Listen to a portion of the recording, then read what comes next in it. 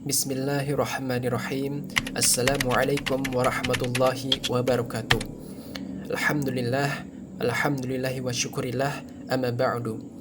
Perkenalkan, nama saya Muhammad Hartono. Saya adalah mahasiswa dari Universitas Muhammadiyah Palangkaraya, Fakultas Agama Islam, Prodi Pendidikan Agama Islam. Dalam kesempatan kali ini, saya akan menjelaskan terkait materi dari mata kuliah Statistik Pendidikan, yaitu tentang uji asumsi klasik dan uji regresi berganda. Adapun tujuan dari tugas video ini adalah untuk menyelesaikan tugas akhir dari mata kuliah Statistik Pendidikan. Adapun uji dari asumsi klasik dan uji regresi berganda yaitu tentang pengaruh gaya mengajar dan motivasi terhadap hasil belajar. Lalu tujuannya itu adalah untuk mengetahui pengaruh dua variabel antara X terhadap Y. Lalu jenis analisis yaitu ada uji asumsi klasik, yaitu ada normalitas, linearitas, multikolinearitas, dan heterokedesitas. Lalu ada uji regresi berganda, yaitu ada uji parsial dan uji simultan. Adapun sampel yang akan digunakan yaitu ada 327 sampel. Lalu variabelnya, yang pertama ada X1, itu adalah gaya mengajar, X2 motivasi, dan Y yaitu adalah hasil belajar. Lalu regresi berganda ini dilakukan karena ada variabel X1 dan variabel X2 berpengaruh terhadap variabel Y, yang artinya adalah gaya mengajar dan motivasi berpengaruh, apakah bisa berpengaruh terhadap hasil belajar. Dan dalam regresi berganda ini yaitu adalah adanya dua variabel, yaitu variabel X1 dan variabel X2. Jika variabel hanya satu, itu disebut dengan regresi. Ada hal yang harus diperhatikan ketika melakukan uji asumsi klasik, yaitu pada uji normalitas, yaitu adalah nilai data harus lebih dari 5% atau 0,05. Sebelum melakukan uji normalitas, kita harus buat data variabel X1, X2, dan Y untuk dimasukkan ke aplikasi SPSS. Dalam data uji normalitas, data yang normal apabila lebih dari 5% atau 0,05. Jika data kurang dari 5% atau 0,05, maka data tersebut tidak normal atau bisa disebut dengan gagal. Jadi, sebelum melakukan uji regresi berganda, kita harus melakukan uji asumsi klasik, yaitu yang ada 4 tadi. Ada normalitas, linearitas, multikolinearitas, dan heterokedesitas. Lalu heteros ini adalah yang artinya adalah ketidaksamaan data nilai. Jika nilai lebih dari 5%, maka tidak terjadi kesamaan heteros atau tidak terjadi kesamaan nilai. Lalu, jika dari 4 asumsi klasik ini ada yang tidak lolos, maka diwajibkan untuk mengulang data atau datanya tidak valid, seperti itu. Lalu ada hal yang perlu diperhatikan juga, yaitu adalah ada data yang bagus, yaitu adalah data yang tidak sama. Maksudnya adalah bisa dilihat ada 4, semisal ada data ada 4 semisal, maka tidak 4 semuanya, tapi ada beragam data-data. Misal ada 4, 3, 2, 4, 3, 2, dan sebagainya. Jika suatu data itu semuanya sama, semisal 4 semuanya dalam jawaban data, maka data tersebut tidak bagus atau bisa dikatakan data yang rusak. Karena ketika data terlihat itu sama, nilai data itu sama, maka itu bisa dikatakan sebagai nilai yang satu. Ya, artinya adalah ia menjawab hanya pada nilai satu saja, seperti itu. Berikut adalah cara untuk mengumpulkan data atau menjumlahkan data dari variabel X1, X2, dan variabel Y. Adapun data yang saya cantumkan yaitu ada variabel X1 itu tentang gaya belajar, dan variabel X2 itu tentang motivasi, dan variabel Y itu tentang hasil belajar. Yang pertama, saya menjumlahkan dari variabel X1 untuk digunakan nanti di aplikasi SPSS. Lalu yang kedua, saya menjumlahkan dari variabel X2 itu tentang motivasi.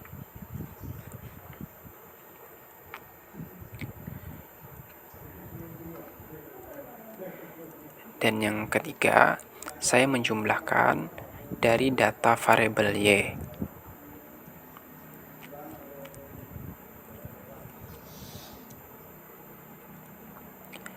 Ketika data-data sudah terjumlahkan dari variabel X1, X2, dan variabel Y, maka data tersebut dimasukkan ke dalam aplikasi SPSS.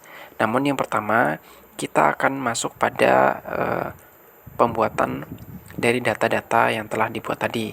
Yang pertama itu ada GB, itu gaya belajar, lalu ada M, itu motivasi, dan yang ketiga itu tentang HB, atau hasil belajar.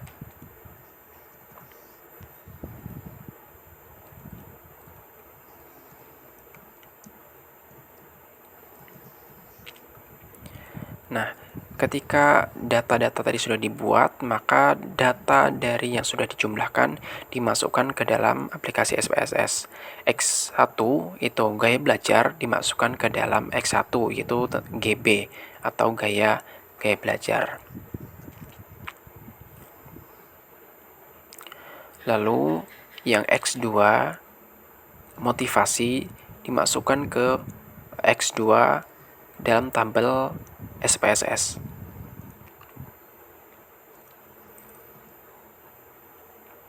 Dan yang terakhir itu ada variabel Y, itu ada dari hasil belajar dimasukkan ke dalam tabel SPSS.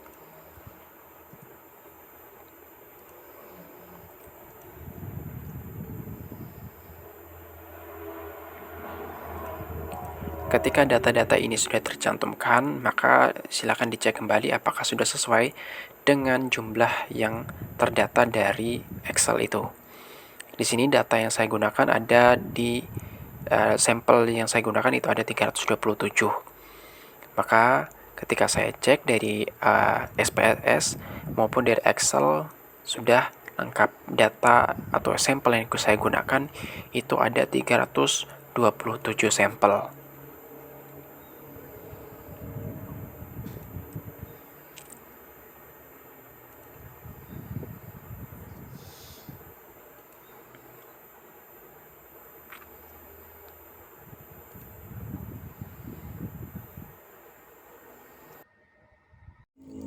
Lalu, uji yang pertama dalam uji asumsi klasik yaitu ada uji normalitas.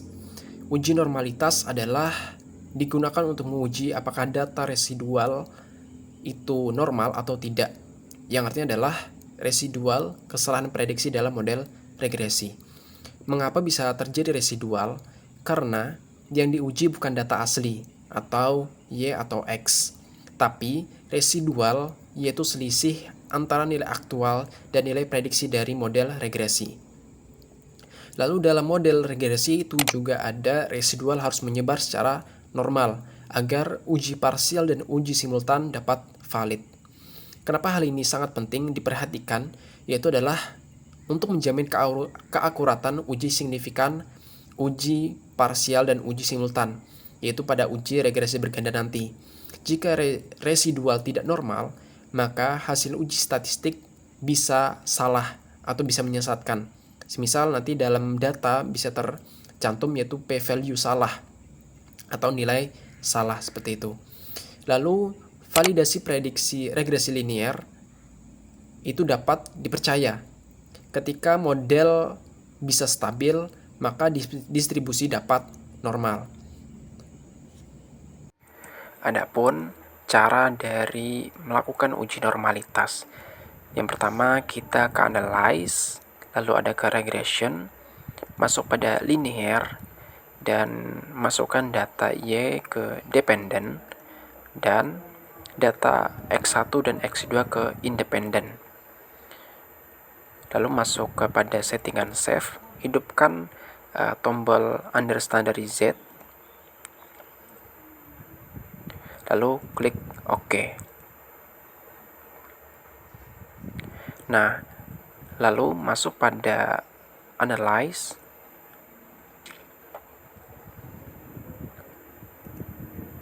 klik non-parametric test, lalu ada legacy dialog, lalu pilih sampel KS, dan masukkan data under standar INDZ dan data telah muncul untuk melakukan uji normalitas.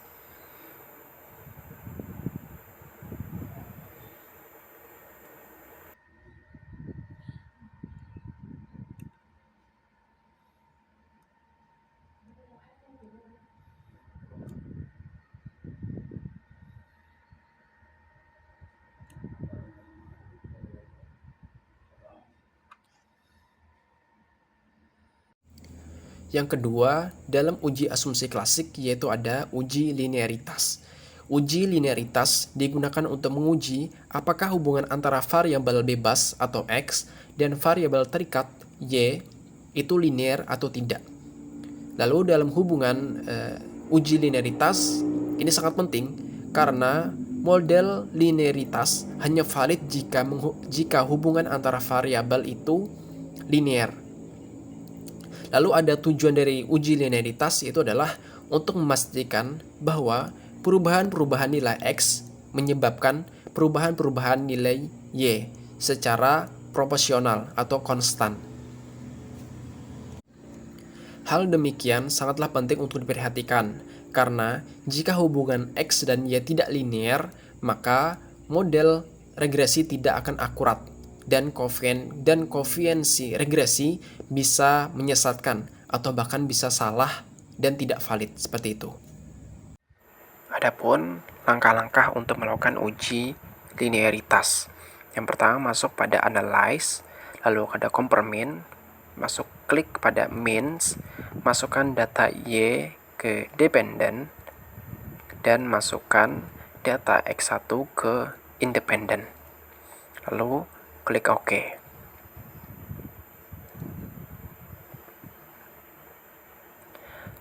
Untuk data dari uji linearitas dapat terlihat.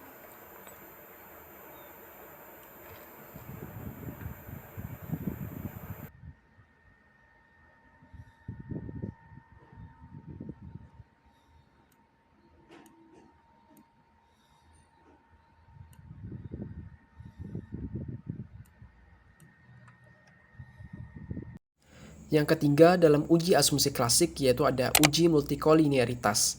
Uji multikolinearitas terjadi ketika dua atau lebih variabel independen X1, X2 atau lain sebagainya dalam regresi saling berkolerasi sangat tinggi satu sama lain. Yang artinya adalah salah satu variabel X dapat diprediksi dari variabel X lainnya sehingga membuat model regresi tidak stabil. Lalu tujuan dari uji multikolinearitas itu adalah untuk memastikan bahwa setiap variabel X berdiri sendiri dan tidak ada redundasi atau pengulangan informasi antar variabel independen. Nah, apa yang terjadi jika multikolinearitas ini tidak terjadi? Yaitu adalah yang pertama, koefiensi regresi bisa salah arah atau bahkan besarnya tidak logis. Lalu nilai dari uji parsial tidak signifikan dan bahkan bisa terjadi uji simultan signifikan seperti itu.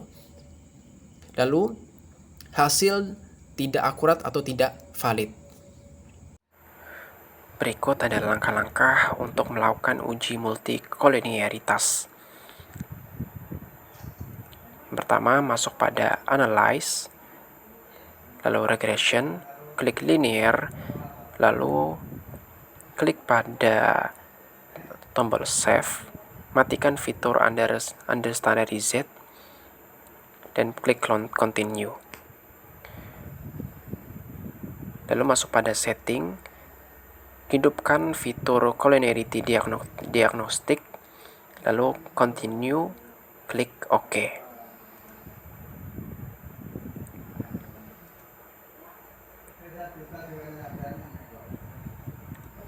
Nah, data dari uji multikolinearitas dapat dilihat.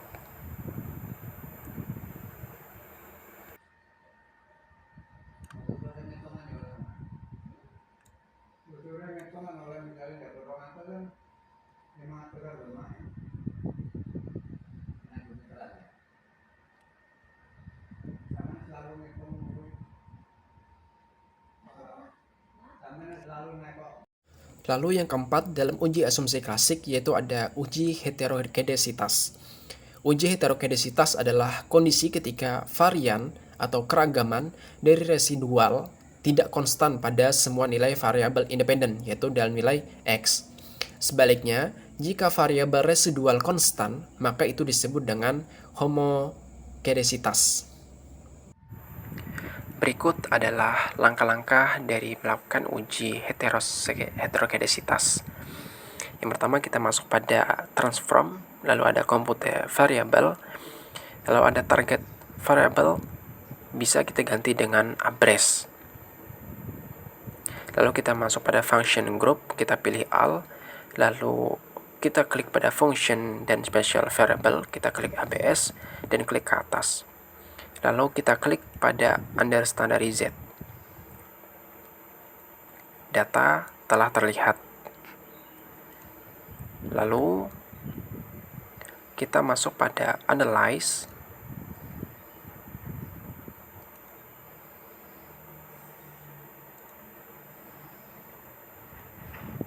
Lalu masuk pada linear regression, linear. Lalu ubah data Y menjadi data address. Lalu masuk pada settingan statistik. Lalu hidupkan collinearity diagnostic. Lalu klik continue dan OK.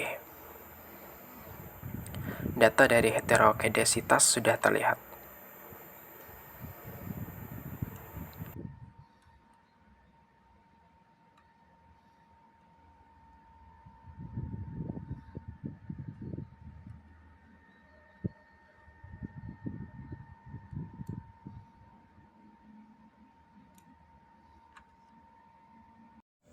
Lalu, yang terakhir ada uji regresi berganda. Apa itu uji regresi berganda? Uji regresi berganda digunakan untuk mengetahui pengaruh lebih dari satu variabel bebas, yaitu ada X1, X2 terhadap satu variabel terikat, yaitu ada nilai Y. Nah, seperti dalam data yang saya buat, yaitu ada Y, variabel dependen, yaitu adalah hasil belajar. Lalu ada X1-nya itu gaya belajar, dan X2-nya itu motivasi. Lalu tujuan dari regresi berganda ini adalah untuk menjawab dari pertanyaan apakah gaya belajar dan motivasi berpengaruh terhadap hasil belajar siswa. Seperti yang artinya adalah apakah X1, X2 dapat berpengaruh terhadap Y, seperti itu. Lalu dalam uji regresi berganda ini juga ada namanya uji F, yaitu ada uji simultan, dan uji T, yaitu adalah uji parsial. Yang pertama, uji simultan atau uji F. Apa itu uji simultan?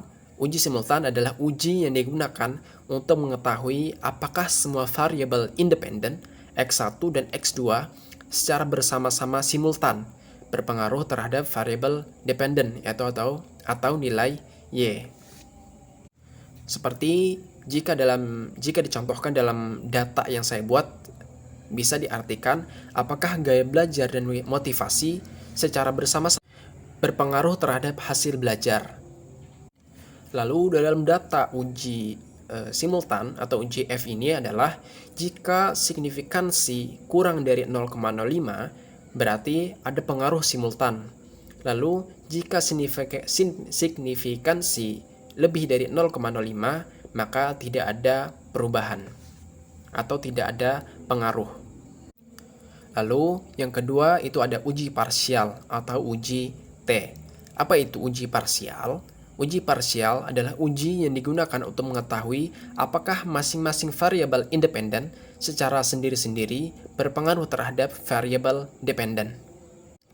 Jika dicontohkan dalam data yang saya cantumkan, bisa diartikan sebagai apakah gaya belajar saja berpengaruh terhadap hasil belajar? Yang kedua, apakah motivasi saja berpengaruh terhadap hasil belajar? Lalu, adapun data yang akan tercantumkan dalam uji parsial yaitu adalah jika signifikansi kurang dari 0,05 maka variabel tersebut berpengaruh signifikan.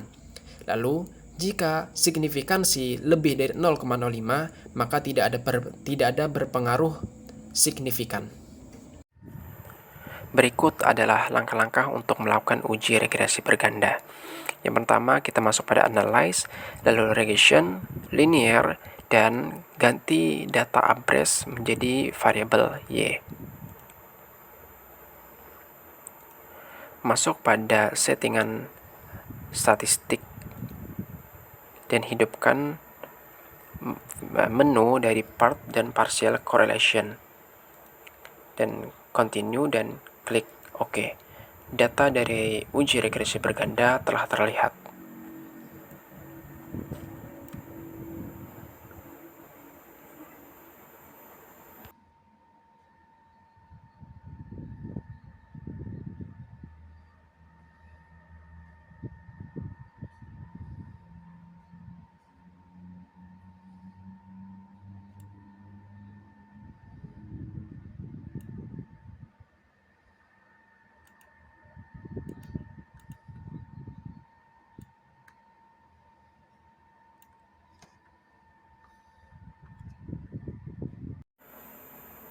Kali ini, saya akan menyampaikan hasil analisis data yang telah saya lakukan menggunakan program SPSS.